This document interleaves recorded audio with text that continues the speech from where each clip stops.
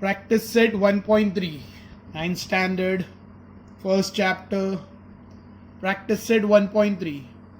Write the following statement in if then form. देखो अब ये है ज्योमेट्री, लेकिन ज्योमेट्री में this is related to English.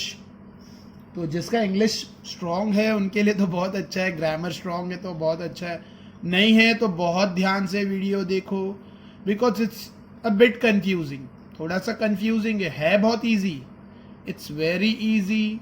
Exam में it can come for 2 to 4 marks, लेकिन थोड़ा सा कंफ्यूजिंग है, इसके लिए concentration is required. The opposite angle of a parallelogram are congruent. इसमें हमें दो चीज में इसमें हमें इफ और देन फॉर्म में लिखना है. इफ और देन फॉर्म में.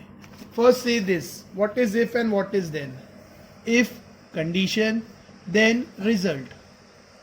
इफ कंडीशन है, कंडीशन लगा रहे, देन रिजल्ट. जैसे मैंने कहा, अगर मैं फॉर एग्जाम्पल मैंने कहा अगर तुम पढ़ाई करोगे तो ही तुम पास होगे. अगर तुम पढ़ाई करोगे तो ही तुम पास होगे. तो इफ अगर, तो देन. अगर तुम पढ़ाई करोगे तो तुम पास होगे. If you will study then you will pass. तो इफ एंड देन, एक के आगे इफ लगेगा, एक के आगे देन लगेगा. ठीक है. और उसको उल्टा भी बोल सकते हैं, मतलब उसको पैसिव वॉइस में भी, जैसे एक्टिव वॉइस पैसिव वॉइस होता है ना, वैसा इसका भी वॉइस चेंज करके बोल सकते हैं. इसको मैं वॉइस चेंज नहीं बोलूंगा. ठीक है. It's not a active passive voice, थोड़ा सा different. It's condition and result. Condition and result. If stand for condition and then stands for result. दूसरा एग्जाम्पल, वही एग्जाम्पल को रिवर्ट करके बोलते हैं. ठीक है. If you want to pass then you have to study. If you want to pass then you have to study. देखो मैंने दो एग्जाम्पल दिया. फर्स्ट एग्जाम्पल मैंने कहा if you will study then you will pass. If you will study then you will pass. If then, इसको मैं revert करके बोल रहा हूं. If you want to pass you have to, then you have to study. तो if then. Alright. If condition लगाता है then result देता है. ठीक है. अभी प्लेन सेंटेंस में इफ और देन लगा के देना है. जैसे एक प्लेन सेंटेंस है, सेम एग्जांपल, मैं एक ही एग्जांपल ले रहा हूं ताकि कॉन्सेप्ट अच्छे से समझ जाए.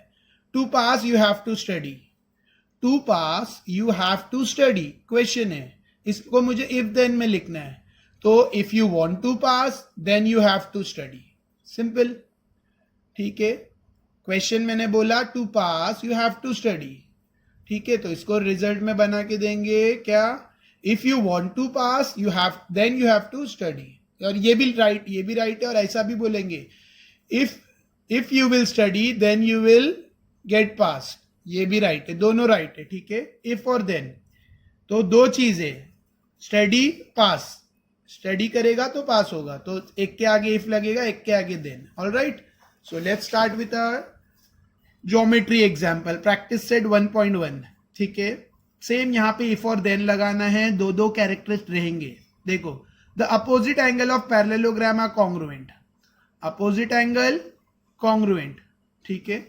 अगर पैरेललोग्राम है तो उसके अपोजिट एंगल कॉन्ग्रुएंट ही रहेंगे. The opposite angle of parallelogram, तो हम लोग बोलेंगे if it is a parallelogram, if the quadrilateral is a parallelogram, then its opposite angle are congruent. ऐसा बोल सकते हैं, या इसको ऐसा भी बोल सकते हैं, if the opposite angles of a quadrilateral are congruent then it is a parallelogram. हमें इफ और देन में फ्रेम करके लिखना है, दैट्स इट. ठीक है. तो if the opposite angles of a quadrilateral are congruent then it is a parallelogram. ये एक तरीका है. और you can write if the quadrilateral is a parallelogram then its opposite angles are congruent. ठीक है. आई होप पैरेललोग्राम पता होगा. नहीं पता है तो मैं यहाँ पे शॉर्ट में बता देता हूँ. ठीक है. जो क्वाड्रिलैटरल तो पता होगा, चार साइड वाले फिगर को कहते हैं क्वाड्रिलैटरल. क्वाड्री मतलब चार, लैटरल मतलब साइड. कोई भी चार साइड वाले फिगर को कहते हैं क्वाड्रिलैटरल, चार साइड वाला फिगर. ट्राइंगल, इसमें ट्राइंगल नहीं, मैं ऐसे ही बता रहा हूँ. त्रिकोण, तीन कोने वाले फिगर को, तीन एंगल वाले फिगर को कहते हैं triangle. Triangle. This is triangle, this is quadrilateral. ये क्वाड्रिलैटरल का पैरेललोग्राम है, पैरेललोग्राम। ट्राइंगल के 2-3 टाइप होते हैं, scalene triangle, right angle triangle, equilateral triangle, isosceles triangle. सुना ही होगा नाम, नाम सुने सर लेकिन भूल गए, ठीक है, वो प्रॉब्लम है सबका। सर नाम तो सुना है, याद नहीं है, लेकिन क्या था, 8th में सुना था, ठीक है। Now this is a parallelogram. Parallelogram कोई भी 4 कोने वाले फिगर को क्वाड्रिलैटरल कहते हैं। क्वाड्रिलैटरल के अंदर रेक्टेंगल आता है, स्क्वायर आता है, पैरेललोग्राम आता है, रोम्बस आता है, स्केल एंड क्वाड्रिलैटरल आता है, ठीक है। मैं टाइप ऑफ क्वाड्रिलैटरल बता रहा हूँ। क्वाड्रिलैटरल स्क्वायर हो सकता है, रेक्टेंगल भी रह सकता है, पैरेललोग्राम भी हो सकता है, रोम्बस हो सकता है, और स्केलन। स्केलन मतलब कोई प्रॉपर उसका नहीं, कुछ भी, ये स्केलन क्वाड्रिलैटरल है, ठीक है। This is a scalene quadrilateral, मतलब सारे। और पैरेललोग्राम वो क्वाड्रिलैटरल को पैरेललोग्राम कहते हैं जिसके अपोजिट साइड इक्वल हो, अपोजिट साइड इक्वल हो, अपोजिट साइड इक्वल हो, अपोजिट एंगल भी इक्वल रहते हैं, अपोजिट एंगल भी इक्वल रहते हैं। ये प्रॉपर्टी ऑफ पैरेललोग्राम है। तो first question, the opposite angle of parallelogram are congruent. इसको मैं इफ और देन में मेरे को फ्रेम करके लिखना है, तो मैं लिखूंगा if the opposite angle of a quadrilateral are congruent then it is a parallelogram. या फिर मैं ऐसा भी लिख सकता हूं, क्या, if the quadrilateral is a parallelogram then its opposite angle will be congruent. Hope समझा। Second, the diagonal of rectangle are congruent. Rectangle तो पता ही है, रेक्टेंगल, रेक्टेंगल भी एक क्वाड्रिलैटरल है और इसके भी अपोजिट साइड इक्वल रहते हैं, लेकिन इसके सारे एंगल 90 होते हैं, 90। इसके एंगल 90 नहीं रहते हैं, रेक्टेंगल के सारे 90 रहते हैं। और डायगोनल कॉन्ग्रुएंट रहते हैं। डायगोनल, डायगोनल इसको कहते हैं, अपोजिट वर्टेक्स को जो लाइन ज्वाइन करती है उसे कहते हैं डायगोनल। एक डायगोनल और एक ऐसा डायगोनल बनेगा। The diagonal of rectangle are congruent. अब इसको भी इफ देन में करना है, तो if the quadrilateral is a rectangle then its diagonal will are congruent. If the quadrilateral is a rectangle then its diagonal are congruent. Simple. इसको उल्टा भी, रिवर्स में भी बोल सकते हैं, रिवर्ट में, वाइस में, ठीक है, वाइस वर्सा में भी बोल सकते हैं। कैसा, if the diagonal of if the quadrilateral is a rectangle, if the quadrilateral is a rectangle then its diagonal are congruent. If the quadrilateral is a rectangle then its diagonal are congruent. देखो मैं अभी dictate कर रहा हूं, ये मैं लिख के भी बताऊंगा, नो नीड टू वरी। मैं दो आंसर बता रहा हूं, हर एक स्टेटमेंट के 2 पॉसिबल आंसर है, कोई भी एक लिखो, you will get right. First वाले के 2 आंसर है, 2 तरीके से आंसर लिखा जा सकता है, सेकंड में भी, थर्ड में भी, हर एक का ऐसा 2 टाइप का आंसर लिख सकते हैं, ठीक है। देयर आर 2 पॉसिबल आंसर्स, कोई भी एक लिखो, यू विल गेट राइट। देखो मैं वापस सेकंड का आंसर बोल रहा हूं, the diagonal of rectangle are congruent. तो if the diagonal of a quadrilateral are congruent then it is a rectangle. अगर डायगोनल कॉन्ग्रुएंट रहा किसी क्वाड्रिलैटरल का तो वो क्वाड्रिलैटरल क्या रहेगा, रेक्टेंगल। और अब वर्सेस वाइस में, मतलब अपोजिट, रिवर्ट में बोल रहा हूं, if a quadrilateral is a rectangle then its diagonals are congruent, ठीक है। थर्ड, ये मैं लिख के करूंगा, बस जस्ट अभी ओरली डिक्टेट करके बोल रहा हूं।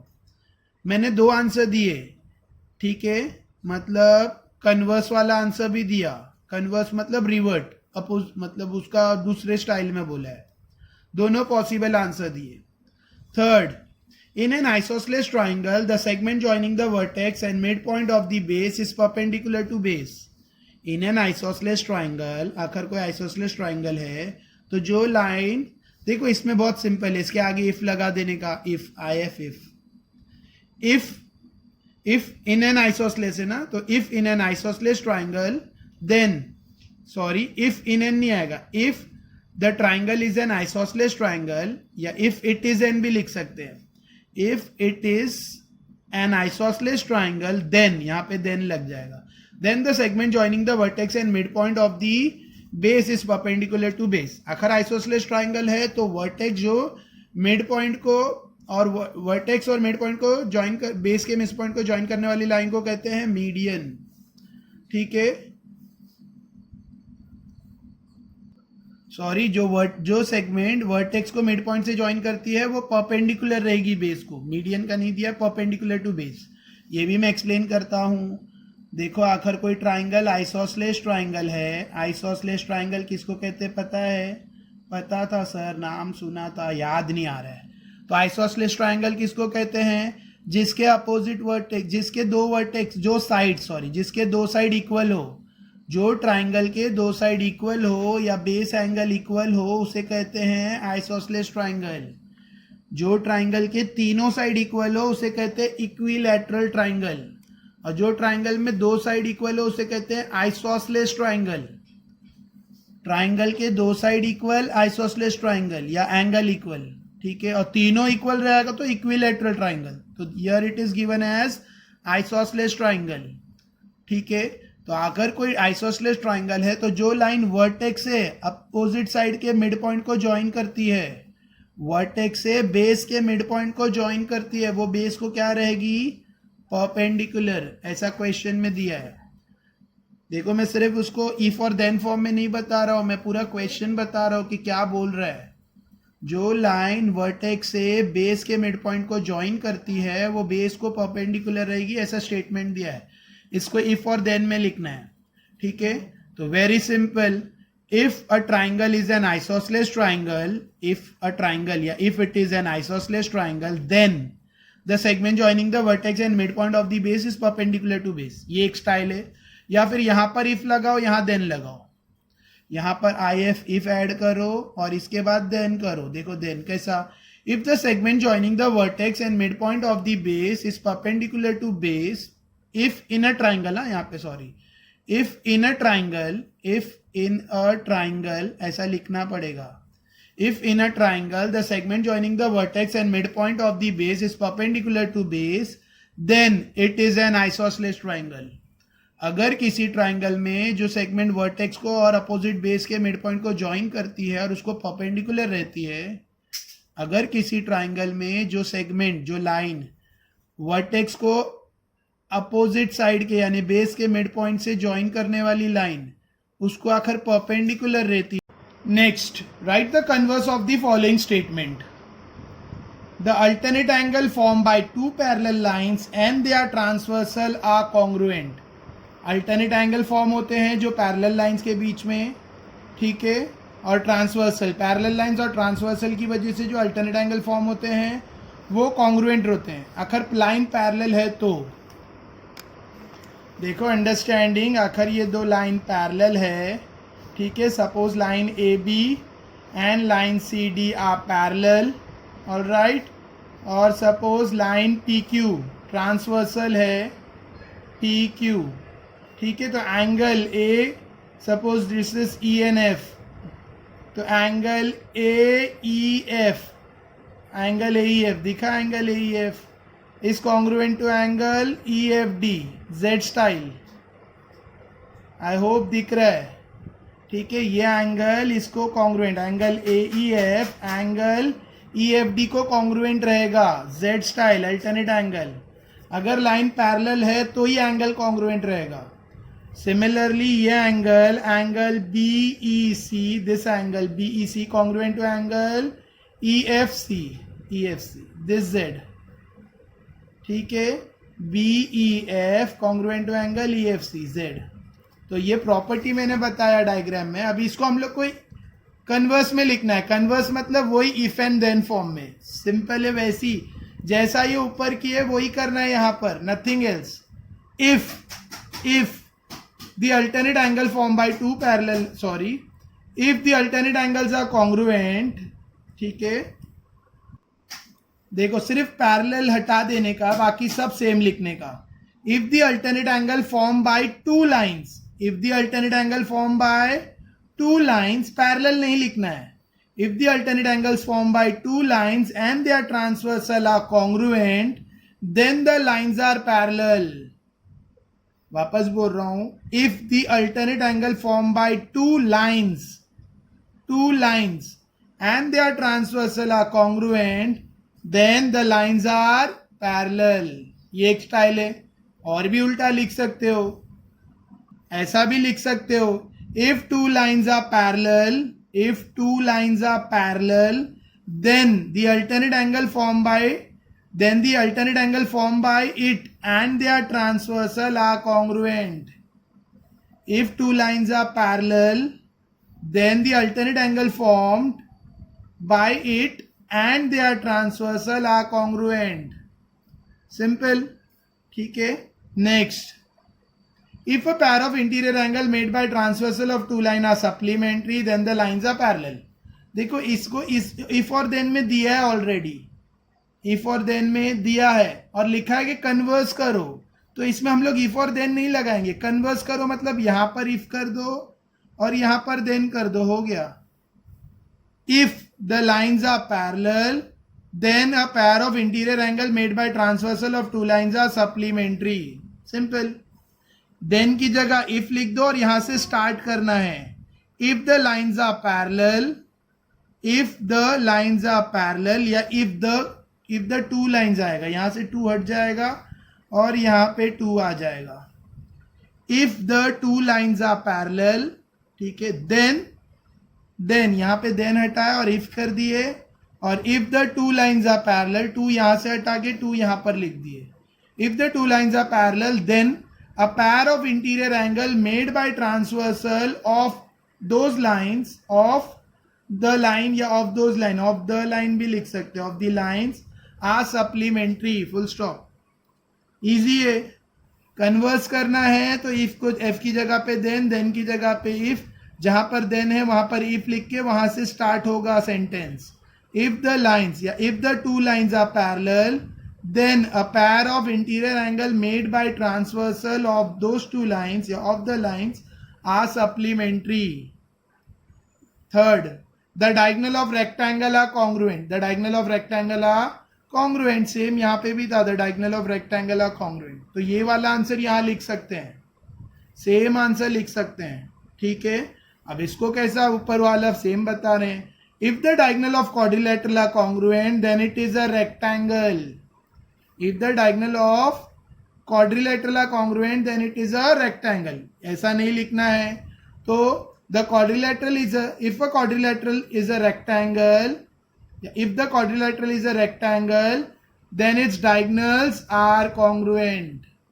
If the quadrilateral is a rectangle, then the diagonals are congruent. इसमें भी 2 आंसर है, इसमें भी 2 आंसर है, इसमें एक ही है.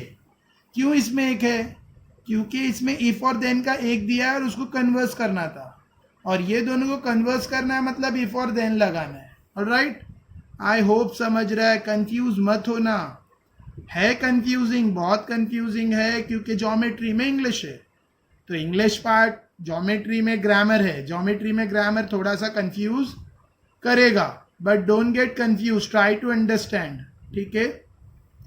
Interior angle you may be knowing. Interior angle किसको कहते हैं? देखो ये interior geometry part, parallel line के अंदर ये एंगल और ये एंगल प्लस करके 180 होता है, तो इसे कहते हैं interior angles. Interior angles are supplementary. ये 2 angle, angle this and angle this, plus करके कितना होगा? 180. उसी तरह से यहाँ का इंटीरियर एंगल और ये इंटीरियर एंगल, एंगल ये वाला एंगल प्लस ये वाला एंगल, ये दोनों एंगल प्लस करके कितना होगा? 180 सप्लीमेंट्री. ठीक है. ये इंटीरियर एंगल है. ये सब 8th में पढ़ा है तुमने.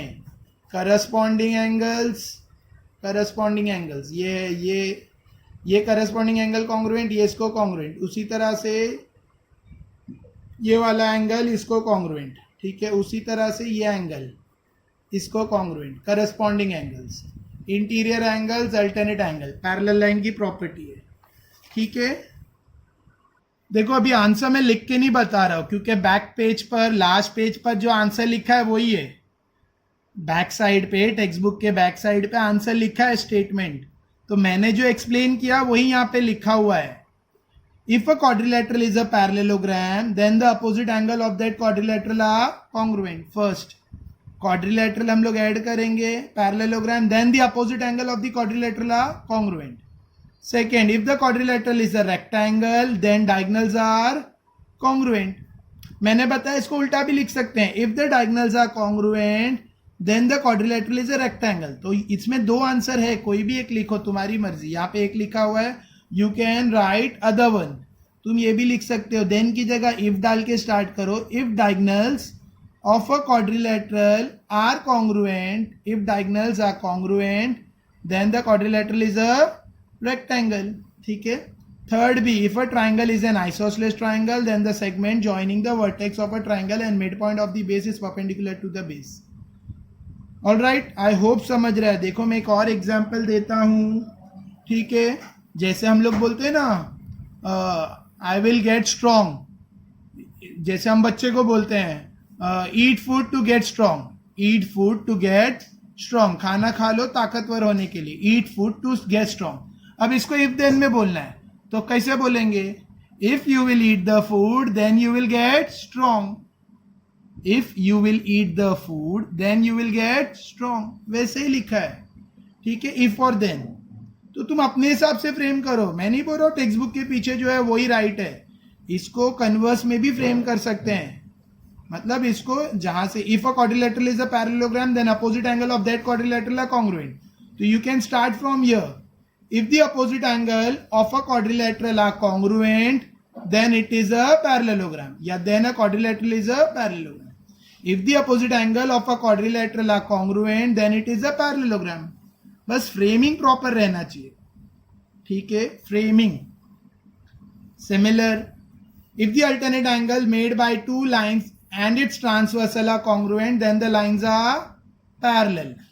If two parallel lines intersect by a transversal, the interior angles so formed are supplementary. ठीक है, if two parallel lines are intersected by a transversal, then यहाँ पे then आएगा. You can write then, missing है. Then the interior angle so form, ये formal है, formed है, FORMED. Printing mistake है. ठीक है, इट्स फॉर्म्ड, FORMED फॉर्मल लिखा है. Formed are supplementary. ठीक है, ये द का देन का द कर दिया, I think so. If the two parallel lines are intersected by transversal then interior angle so formed are supplementary. तो ये देन को द प्रिंट हुआ है.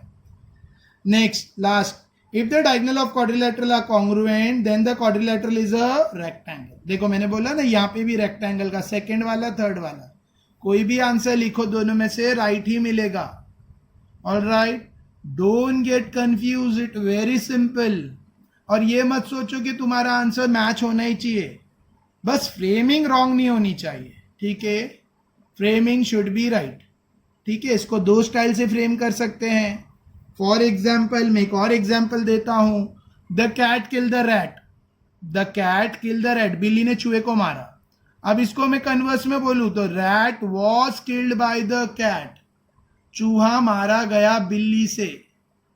समझ रहे? तो दो स्टाइल में बोल सकते हैं सेंटेंस को. तो इसको भी दो स्टाइल में, इफ देन.